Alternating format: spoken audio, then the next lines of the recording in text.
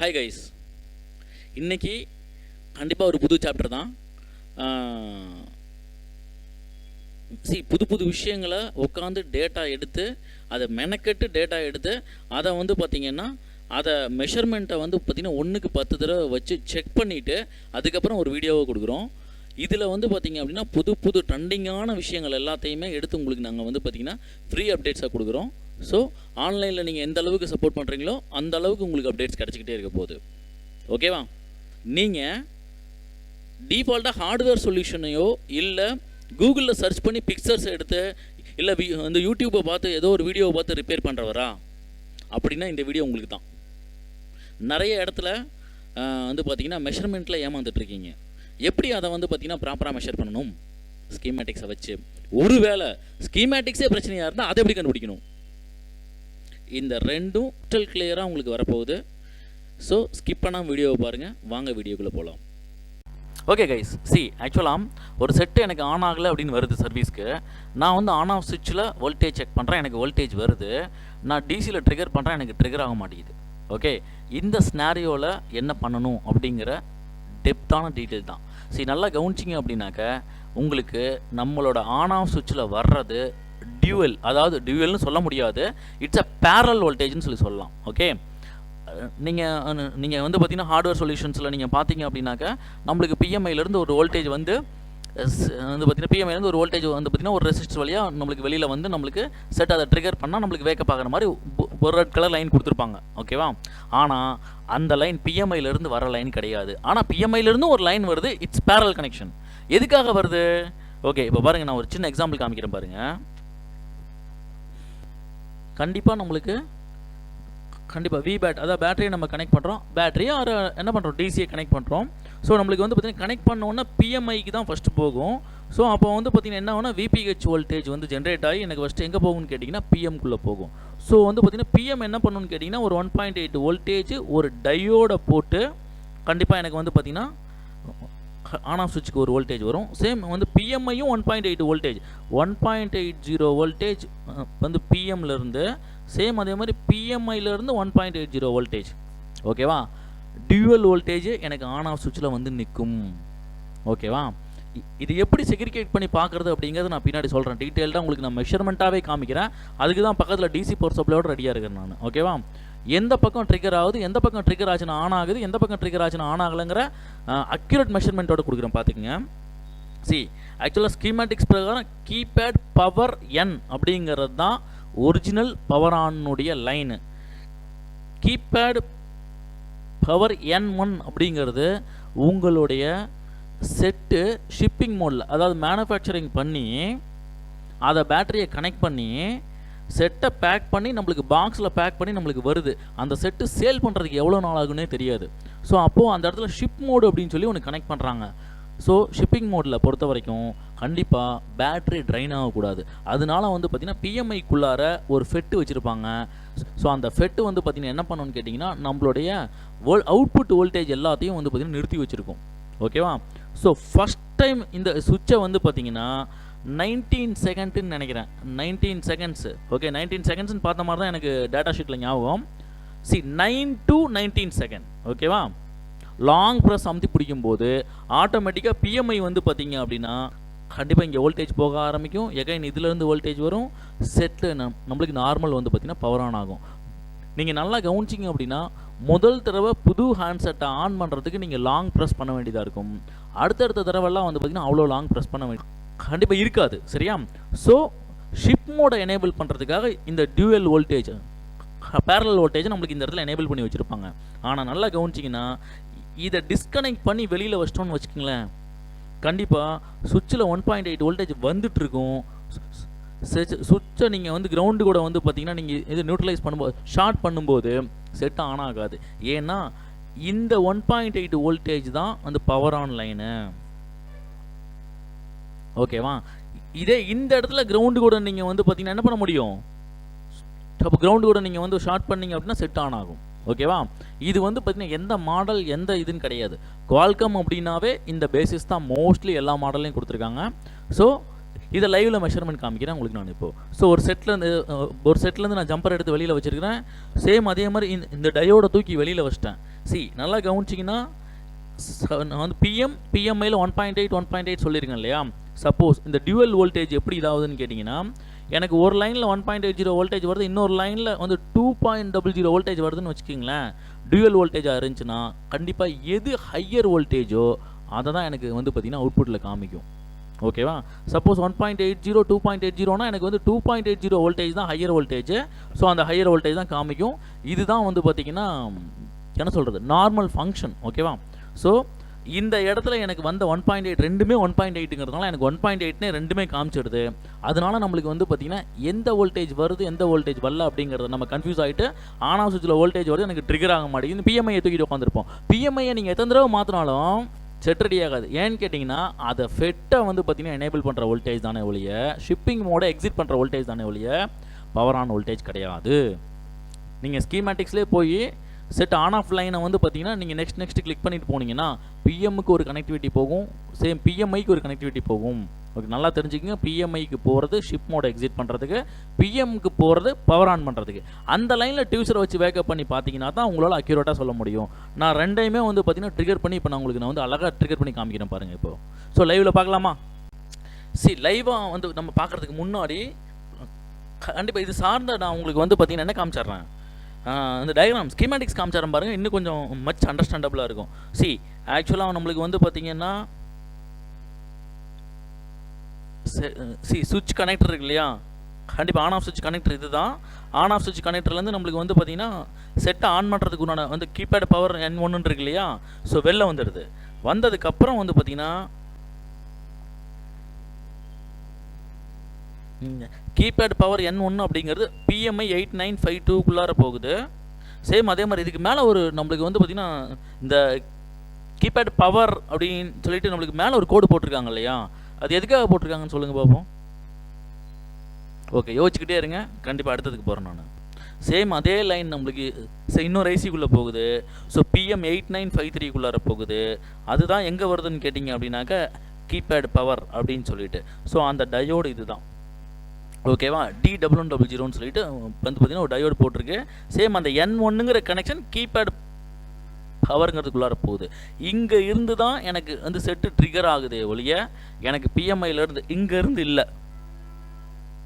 ஓகேவா, கண்டிப்பாக இங்கேருந்து கிடையாது. இதை நான் எப்படிங்கிறது லைவில் மெஷர்மெண்ட் காமிக்கிறேன். இது வந்து பார்த்தீங்கன்னா பிஎம் வந்து PMI செப்பரேட் மாடலில் வந்து பார்த்தீங்க அப்படின்னா இப்படி தான் ஃபங்க்ஷன் ஆகுது.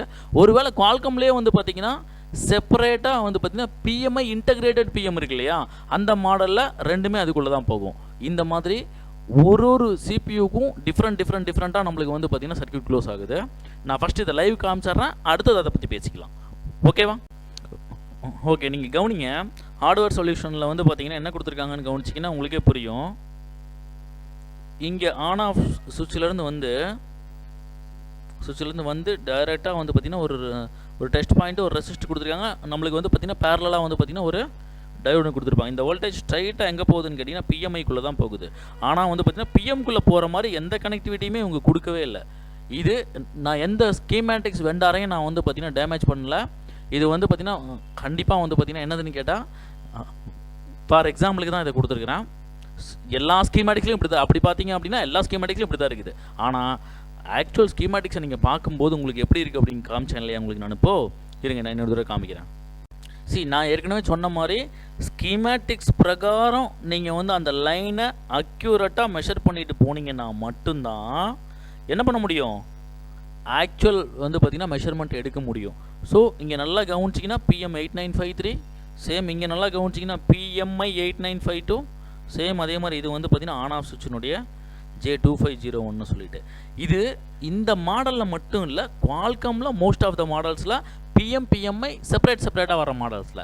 ஸோ அக்யூரேட்டாக நீங்கள் மெஷர்மெண்ட் எடுக்கணும், ரிப்பேர் பண்ணணும் அப்படின்னாக்க கண்டிப்பாக நீங்கள் ஸ்கீமேட்டிக்ஸ் பிரகாரம் தான் போகணும். சம்டைம்ஸ் ஸ்கீமேட்டிக்ஸ்லேயே மிஸ்டேக் இருக்கு, அதையும் நம்ம வந்து கண்டுபிடிச்சி வந்து பார்த்திங்கன்னா எப்படி அதை ஓவர் கம் பண்ணுறது அப்படிங்கிறது வீடியோ போட்டிருக்கோம். அந்த வீடியோவை பார்த்தீங்கன்னா இன்னும் உங்களுக்கு அதுலேயும் நல்ல மெஷர்மெண்ட்ஸ் கிடைக்கும். ஓகேவா? ஸோ இப்போ இதை லைவாக காமிக்க போகிறேன். ஆக்சுவலாக என்ன பிராண்ட் என்ன மாடல் அப்படிங்கிறதுலாம் மேட்டர் இல்லை, என்ன டெக்னிக்கல் டேட்டா அப்படிங்கிறத மட்டும் ஃபோக்கஸ் பண்ணுங்கள். இந்த இடத்துல வந்து பார்த்திங்கன்னா நம்மளுக்கு என்ன இருக்குன்னா நம்மளுக்கு அந்த இடத்துல வந்து பார்த்திங்கன்னா ஒரு டயோடு இருக்கும், அதை ரிமூவ் பண்ணி வெளியில் வச்சாச்சு. ஸோ ஃபஸ்ட்டு வந்து பார்த்திங்கன்னா பிஎம்லேருந்து வர்ற சைடு ஜம்பர் போட்டிருக்கோம். சேம் அதே மாதிரி ரெண்டாவது கனெக்ஷன் பிஎம்ஐலேருந்து வர்றது, மூணாவது கிரவுண்டு. ஓகேவா? ஸோ நான் மல்டிமீட்டரில் ஃபஸ்ட்டு வந்து பார்த்திங்கன்னா லெஃப்ட் டாப்பில் பாருங்கள் மல்டிமீட்டர் கனெக்ட் பண்ணியிருக்கேன். ஸோ நான் என்ன பண்ணுறேன், கிரவுண்டை நான் வந்து பிஎம் கூட வர்ற வோல்டேஜில் வந்து பார்த்திங்கன்னா என்ன பண்ணுறேன், செக் பண்ணுறேன். மல்டிமீட்டரில் 1.79 வோல்டேஜ் வந்துருச்சா?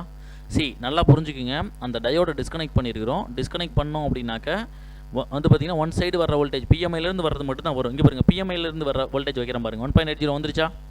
Okay okay. ஆக்சுவலாக நான் வைலி கேபிள் கனெக்ட் பண்ணியிருக்கேன், அதனால 7 வோல்டேஜ் வந்து பார்த்தீங்கன்னா அவுட்புட் கொடுத்துருக்கேன். வைலி கேபிள் இன்டர்னலாக ஃபங்க்ஷன் ஆகிறதுக்கு சம் ஃபியூ வோல்டேஜ் இன்டர்னலாக எடுத்துக்கும். ஸோ மீதி 4.2 நம்மளுக்கு வெளியில் வரும். ஸோ நான் என்ன பண்ணுறேன், இப்போ வந்து பார்த்தீங்கன்னா ரெண்டாக பிரித்து வச்சுருக்கேன். இந்த டியூவல் வோல்டேஜுங்கிற மாதிரி சொன்னேன் இல்லையா, பேரல் வோல்டேஜை, அதை ரெண்டாக செக்ரிகேட் பண்ணி வச்சுருக்கேன். எப்படி அப்படின்னு கேட்டால், நடுவில் இருக்கிற அந்த டயோடு எடுத்துட்டோம் அப்படின்னாக்கா கட்டாயம் நம்மளுக்கு அவுட்புட்டில் வந்து பார்த்திங்க அப்படின்னா செக்ரிகேட் ஆயிரும். ஸோ ஃபஸ்ட்டு இது வந்து பார்த்திங்க அப்படின்னா பிஎம்மோடது, ரெண்டாவது வந்து பிஎம்ஐயோடது. ஓகே, 2 வோல்டேஜ் வந்துருச்சு. இது கிரவுண்ட் ஆக்சுவலாக.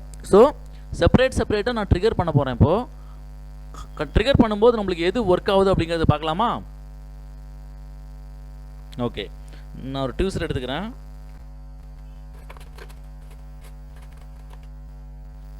ஃபஸ்ட் நான் பிஎம்ஐயும் சேம் அதே மாதிரி கிரவுண்டையும் ட்ரிகர் பண்ணுறேன் பாருங்கள். ஸோ டிசி அந்த கன்சப்ஷனையும் பார்த்துக்குங்க, சேம் அதே மாதிரி இதையும் பார்த்துக்குங்க. எதாவது ரெஸ்பான்ஸ் இருக்கா? சுத்தமாக இருக்காது. சேம் அதே மாதிரி வந்து பார்த்தீங்கன்னா பிஎம்லேருந்து வந்த லைனையும் கிரவுண்டையும் நான் ட்ரிகர் பண்ணுறேன் பாருங்கள்.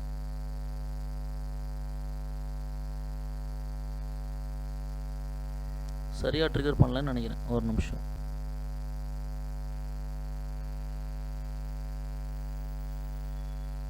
ஓகேவா?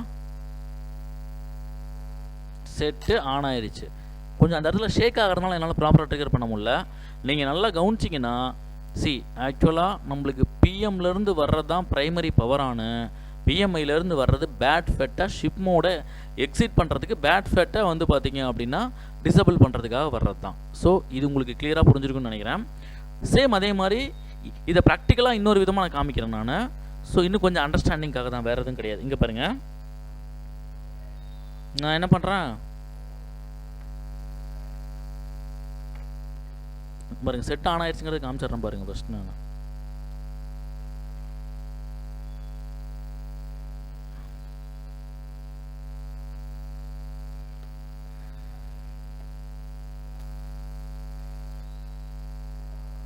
ஓகேவா, செட் ஆன் ஆயிடுச்சு, தெரியுதுங்களா? ரைட்டு. ஸோ சின்ன ஒரு எக்ஸ்பெரிமெண்ட் பண்ணியே நான் உங்களுக்கு நான் காமிக்கிறேன் பாருங்கள். இப்போது நான் இப்போ என்ன பண்ணுறேன், ஒரு டயோடு எடுத்திருக்கேன். ஓகே, ஒரு டயோடு எடுத்திருக்கேன். தெரிய ஸ்க்ரீனில் தெரியுதா? ஓகே, ஒரு டயோடு எடுத்திருக்கேன். ஸோ இந்த டயோனுடைய பாசிட்டிவ் சைடு நான் ஒன்று கனெக்ட் பண்ணுறேன். ஓகே, பாசிட்டிவ் சைடு கனெக்ட் பண்ணுறது எனக்கு வந்து பார்த்தீங்கன்னா ஃபஸ்ட்டு டிசி பவர் சப்ளைக்கு போகுது. ஓகேவா? சேம் அதே மாதிரி நெகட்டிவ் சைடு நான் கனெக்ட் பண்ணுறேன். அந்த ஒயர் வந்து பார்த்தீங்கன்னா ரெண்டாவது டிசி பவர் சப்ளைக்கு போகுது. ஸோ கிளியர், இது வரைக்கும் கிளியரா? ஓகே, ரெண்டுலேயுமே வந்து பார்த்தீங்கன்னா அவுட்புட் கொடுக்காம இருந்துச்சு, அவுட்புட் கொடுத்துருக்கேன். ஸோ ரெண்டுமே கவனிச்சிங்க அப்படின்னா நான் பாசிட்டிவ் சைடு நான் ட்ரிகர் பண்ணேன்னா கண்டிப்பாக ஒன் சைடு மட்டும்தான் ட்ரிகர் ஆகுது. சேம் இந்த பக்கம் நெகட்டிவ் சைடு நான் ட்ரிகர் பண்ணேன்னா ரெண்டுமே ட்ரிகர் ஆகும். ஓகே, தெரியுதுங்களா? ஏன் அப்படின்னா நம்மளுக்கு வந்து பார்த்தீங்கன்னா இந்த பக்கம் வெளியில் வர்ற வோல்டேஜ் அந்த பக்கம் வெளியில் போகாது. ஆக்சுவலாக ஒன் சைடு கேட்டு மாதிரி தான் ஆக்சுவலாக. ஸோ நெகட்டிவ் சைடு எனக்கு 2 அவுட்புட்டும் வருது, அதெல்லாம் ரெண்டுமே ட்ரிகர் ஆகுது. பாசிட்டிவ் சைடு எனக்கு ஒன்று மட்டும் தான் வோல்டேஜ். நெகட்டிவ் சைட்லேருந்து வர்றது இந்த பக்கம் கேட்டுங்கிறதுனால எனக்கு ஆக்சுவலாக இன்னும் கொஞ்சம் நான் அக்யூரேட்டாக புரிய வைக்கணும்னா, இந்த வோல்டேஜ் வந்து பார்த்தீங்கன்னா பிஎம்லேருந்து வெளியில் வருதுன்னு நினச்சிக்கிங்க. இந்த வோல்டேஜ் பிஎம் வோல்டேஜ் அவுட்புட்டும் வந்துருச்சு, சேம் வந்து பிஎம்ஐயோடதுன்னு நினச்சிக்கிங்க. இதை நான் ட்ரிகர் பண்ணும்போது இந்த பக்கம் பிஎம் மட்டும்தான் ட்ரிகர் ஆகும். ஏன்னா இந்த பக்கம் வர்ற பிஎம்ஐயோடது உள்ள இந்த பக்கம் நெகட்டிவ் சைடு கேட் இருக்கிறதுனால டயோடு பைபாஸ் பண்ணாது. இந்த பக்கம் இருந்து வர்றதை மட்டும்தான் அவுட்புட் கொடுக்கும். சேம் அதே எனக்கு வந்து பிஎம்லேருந்து வர்ற வோல்டேஜ் இந்த பக்கம் இருக்குது, சேம் அதே மாதிரி பிஎம்ஐயோட வோல்டேஜ் இந்த பக்கம் இருக்குது. நான் இந்த பக்கம் ஷார்ட் பண்ணும்போது ரெண்டுமே ட்ரிகர் ஆகும், கவனிச்சிங்கன்னா. ஓகேவா? சப்போஸ் எனக்கு பிஎம்லேருந்து வர வோல்டேஜ் வரல அப்படின்னாக்க நான் எனக்கு 1.8 வோல்டேஜ் இருக்கும், நான் ஷார்ட் பண்ணும்போது எனக்கு ட்ரிகர் வந்து பார்த்தீங்கன்னா ஸோ பிஎம்ஐ தான் ஆகும். பிஎம்ஐனால் செட்டை வேக்கப் பண்ண முடியாது, அதனால செட் ஆன் ஆகாது. பேசிக் தியரி இவ்வளோ தான். கண்டிப்பாக இந்த டீட்டெயில் உங்களுக்கு அண்டர்ஸ்டாண்ட் ஆகிருக்குன்னு நான் நம்புகிறேன். ஓகே, சரி, ஆக்சுவலாக பார்த்தீங்கன்னா இது மட்டும் தான் அப்படின்னு கேட்டிங்கன்னா கிடையாது. இந்த மாதிரி ஒரு இதுக்குமே நாங்கள் என்ன பண்ணியிருக்கோம்னு கேட்டிங்க அப்படின்னாக்க டேட்டா எடுத்து வச்சுருக்கோம்.